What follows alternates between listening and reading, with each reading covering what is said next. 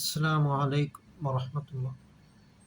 الحمد لله رب العالمين، والصلاة والسلام على أشرف المرسلين وعلى آله وصحبه وسلم. الجنة تحت أقدام الأمهات.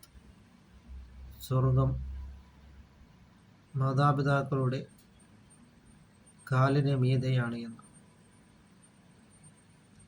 അതുകൊണ്ട് നാം മാതാപിതാക്കളുടെ തൃപ്തിയിലാണ്. അതുകൊണ്ട് നാം 10 മാസം പ്രസവിച്ച് വളർത്തിയ മാതാവിനോടാണ് ഏറ്റവും അധികം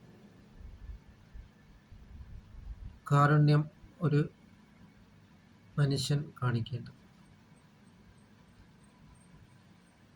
പിന്നീടാണ് പിതാവ്.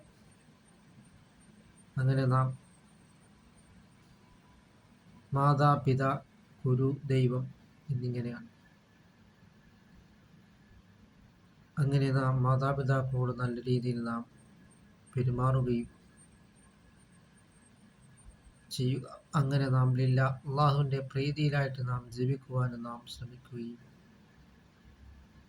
ഓരോ സെക്കൻഡ് സമയവും ഇലൽ ഖബറിലേക്കുള്ളതാണ് എന്ന് നാം മനസ്സിലാക്കിക്കൊണ്ട് നാം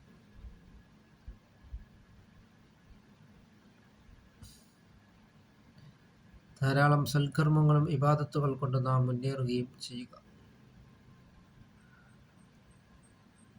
അങ്ങനെ നാം മൻ ഖാല ലാ ഇലാഹ ഇല്ലല്ലാഹു ദഖലൽ ജന്ന, അവസാന വാചകം ലാ ഇലാഹ ഇല്ലല്ലാഹ് ആയിക്കഴിഞ്ഞാൽ അവൻ സ്വർഗത്തിൽ പ്രവേശിച്ചു എന്നാണ്. അതിനാൽ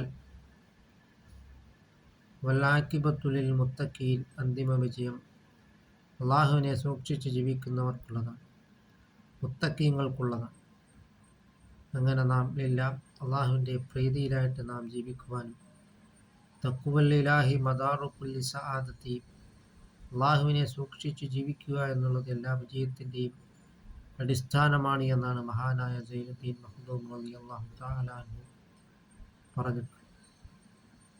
തഖ്വയിൽ അധിഷ്ഠിതമായി ജീവിക്കുവാനുള്ള മഹാസൗഭാഗ്യം അല്ലാഹു തആല നമുക്ക് നൽകുകയും ചെയ്യുമാറാകട്ടെ.